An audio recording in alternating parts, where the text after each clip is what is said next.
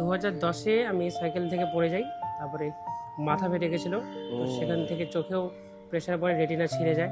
হ্যাঁ।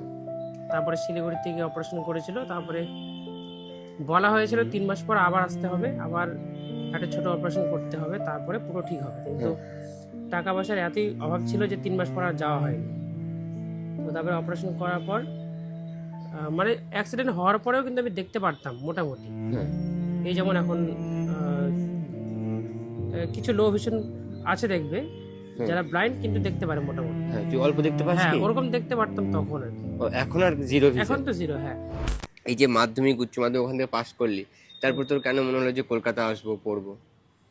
এটা মনে হলো হচ্ছে পিয়ানোর জন্য। মানে music পিয়ানো জানিস তুই? হ্যাঁ। বাহ, পিয়ানোটা শেখা কোথা থেকে তোর তাহলে?